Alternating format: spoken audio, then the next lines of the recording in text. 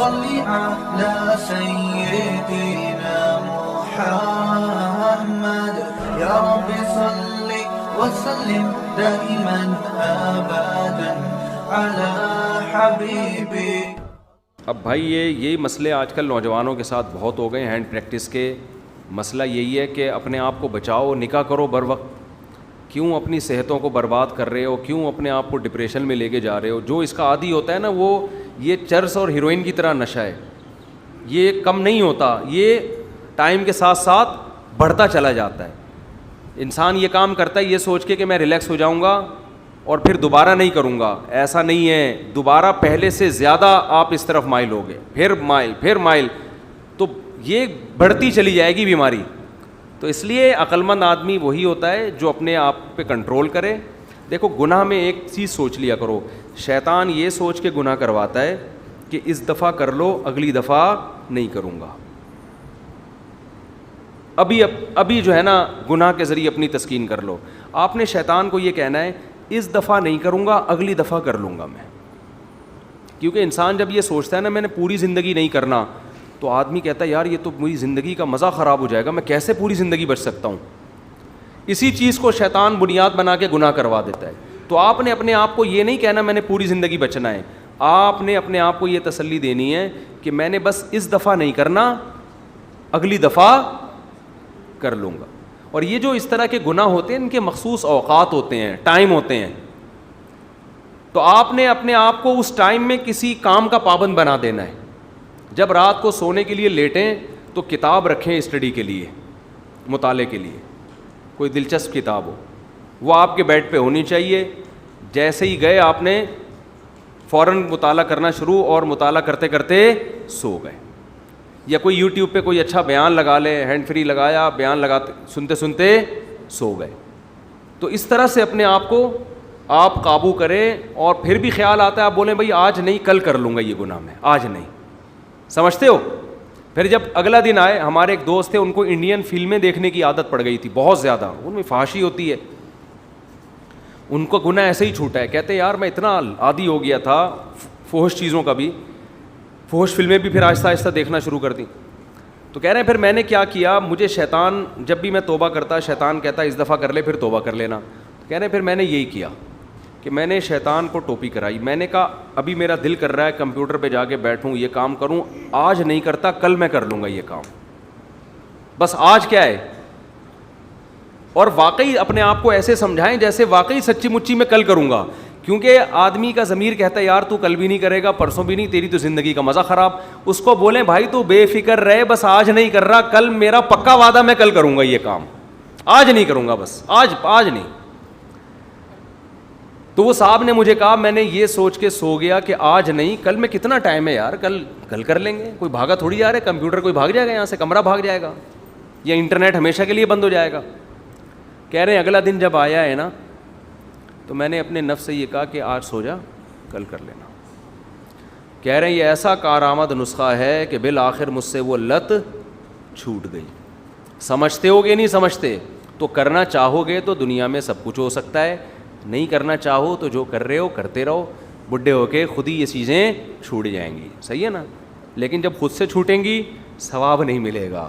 ثواب اس وقت ملتا ہے کہ جب طاقت ہو گناہ کی اور انسان اپنے نفس پہ کنٹرول کر لے. اور ایک اور بات آخری, کہ پھر بھی اگر گناہ ہو جائے تو توبہ بھی کرو اور کوئی سزا بھی رکھو اپنے لیے, روزے کی صورت میں یا صدقے کی صورت میں یا نوافل کی صورت میں کوئی سزا اپنے لیے متعین کرو. اس میں سب سے اچھی سزا روزہ رکھنا ہوتا ہے. بعض لوگ کہتے ہیں روزہ رکھ کے پھر ہم سے ہو جاتا ہے گناہ, کوئی بات نہیں, گناہ ہو گیا ایک اور رکھ لو. بار بار اگر گناہ ہو رہا ہے تو بار بار سزا بھی تو دو نا پھر اپنے آپ کو.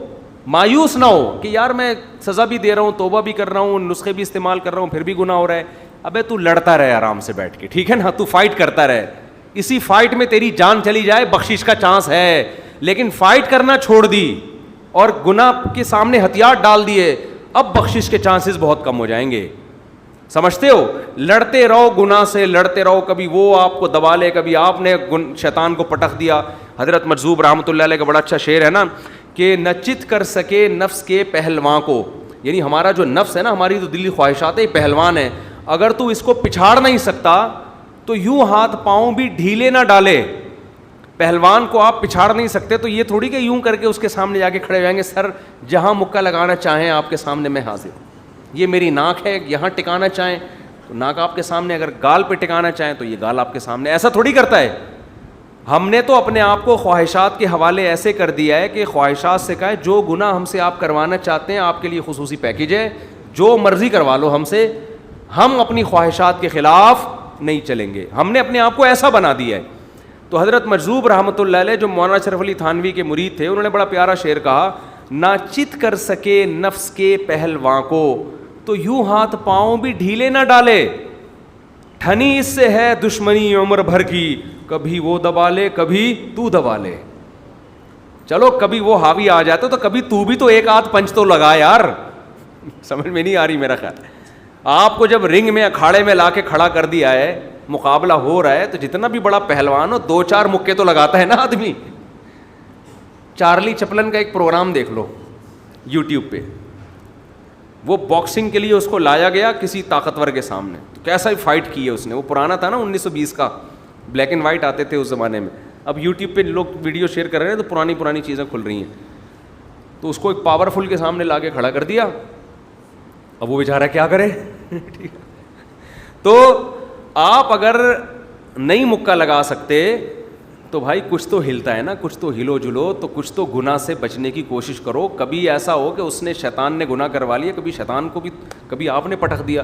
اسی پھڈے میں بھی اگر زندگی گزر گئی تو بھی شاید اللہ کی رحمت غالب آ جائے اور بخشش ہو جائے کہ یہ لڑتا رہا ساری زندگی, کمپرومائز نہیں کیا اس نے. جیسے اپوزیشن کبھی حکومت سے کمپرومائز کرتی ہے. پاکستان میں کبھی ایسا ہوا کہ چلو اس دفعہ تم نے حکومت کی ہے, 5 سال ہم تمہیں چیک کرتے ہیں, تم کر کے دکھاؤ, اگر اچھا رزلٹ آیا تو اگلی دفعہ ہم بھی تمہیں سپورٹ کریں گے. کبھی ایسا ہوا؟ جیسے ہی کوئی صدر یا وزیر اعظم بنا اپوزیشن نے اسی دن سے اس کی ٹانگیں ناڑے کھینچنا شروع کر دی. جس کے ہاتھ میں جو آ رہا ہے کھینچ رہا ہے. پائنچا آیا تو پائنچا کھینچا, پھر جب دوسری حکومت آتی ہے تو پھر یہ والے اس کو کھینچا تانی شروع. تو کام کرے گا کون؟ جب کھینچا تانی میں ہی زندگی گزر جائے گی تو حکومت پراپر طریقے سے کرے گا کون میرے بھائی؟ تو بس یہی چلتا رہے گا, امام مہدی اسی میں آئیں گے. ٹھیک ہے نا. وہ تو خیر کیا کہہ رہا تھا میں, تو نچت کر سکے نفس کے پہلواں کو تو یوں ہاتھ پاؤں بھی ڈھیلے نہ ڈالے, ٹھنی اس سے ہے دشمنی عمر بھر کی, کبھی وہ دبا لے کبھی تو دبا لے. تو گناہ اگر شیطان نے کروا بھی دیا نا تو سزا دو, اب نیکی کرو, صدقہ دو کچھ, اور پہلے سے طے کر لو بھائی تجھ سے یہ گناہ ہوا تو اتنے پیسے صدقہ کروں گا میں. ہمارے ایک شاگرد ہیں, تو وہ انہوں نے کیا کہا, تکبیر اولیٰ سے پابندی نہیں ہو رہی تھی, اس نے کچھ اپنے اوپر رقم رکھ لی کہ یار جس دن تکبیر اولیٰ چھوٹ گئی اتنے پیسے صدقہ کروں گا. کہنا بھائی تکبیر اولیٰ کی پابندی شروع ہو گئی, تو عادت ڈالنی پڑتی ہے. اپنے آپ کو سزا دو, گناہ ہوتا ہے تو سزا دو اپنے آپ کو. جن کی فجر کی نماز جماعت سے رہ جائے بولیں اس دن ہم ناشتہ نہیں کریں گے, تو اتنی سزا تو دو نا اپنے آپ کو.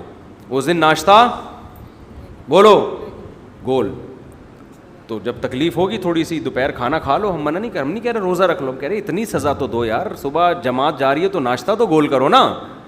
حضرت حکیم اختر صاحب رحمہ اللہ تعالیٰ فرمایا کرتے تھے کہ کس منہ سے اس خدا کی نعمتوں کو کھاتے ہو صبح ناشتے میں, جس خدا نے کہا کہ میرے سامنے سجدہ کرو, سجدہ کرتے ہوئے وہ رب یاد نہیں آیا, اور پراٹھے کھاتے ہوئے اس کی نعمتیں استعمال کی جا رہی ہیں. تو غیرت کی بھی کچھ غیرت بھی کوئی چیز ہوتی ہے.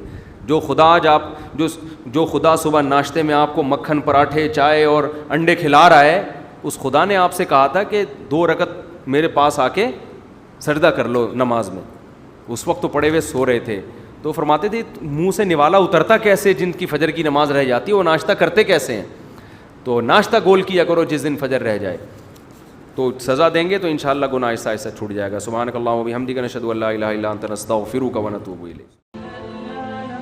Thanks for watching. Don't forget to like, comment, share and subscribe to Mufti Tariq Masood, famous scholar.